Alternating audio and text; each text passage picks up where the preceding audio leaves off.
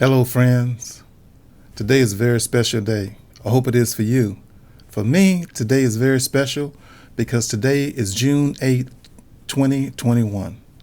And that means that today my new book hits bookshelves across America and around the world.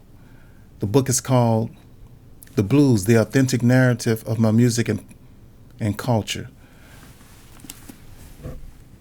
The Blues, The Authentic Narrative of My Music and Culture.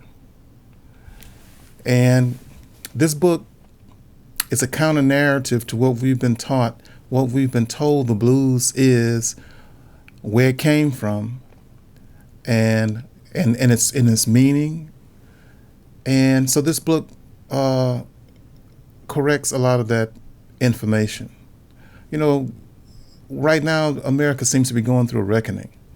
Everybody's have an interest right now in American history and how that story is told. Well, I named this book The Authentic Narrative because it truly is an authentic narrative, meaning that it's a counter narrative to the whitewashed history of this music and of the culture. And this music is foundational to American culture. America did not really have a unique culture before the blues was created and came along to help lay that foundation.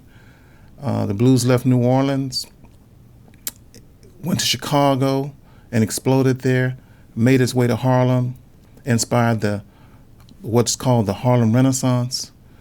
And this music has went up the Mississippi River and traveled the globe. It's a liberating clarion call to freedom of expression. And that's what this book celebrates. But what makes this book real unique, I'm going to show you the cover again.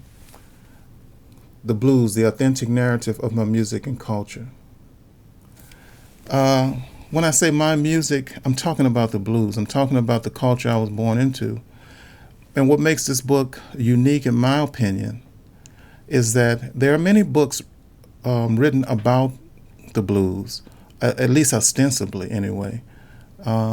There are many autobiographies and stories that have been told, but these are oral histories. These are stories where someone interviews you and they go and write that book. A lot of times it's an Englishman or someone outside the culture that have told this story.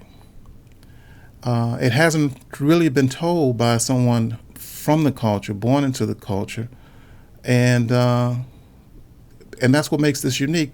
It's not, these are my words. It's a 400-page book. I wrote every word, and not only that, did the research, traveled to West Africa, to Nigeria, doing research for this book.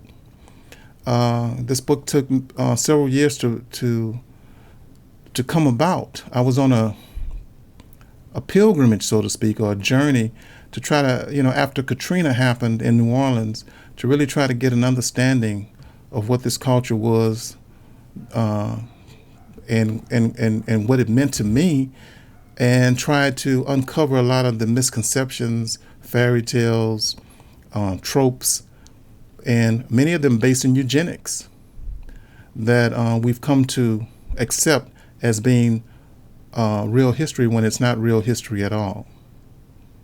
So I'm excited. Like I said, what makes this book unique is that it's not an oral history. It's not an as-told-to story. There's no ghostwriter here.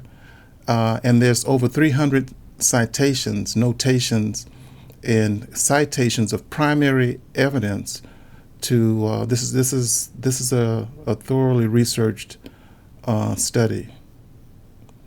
But it's told, I try not to tell it in a dry, academic, fact by fact type of way.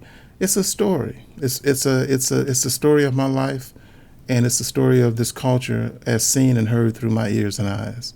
And I hope you will find the time to pick up a copy.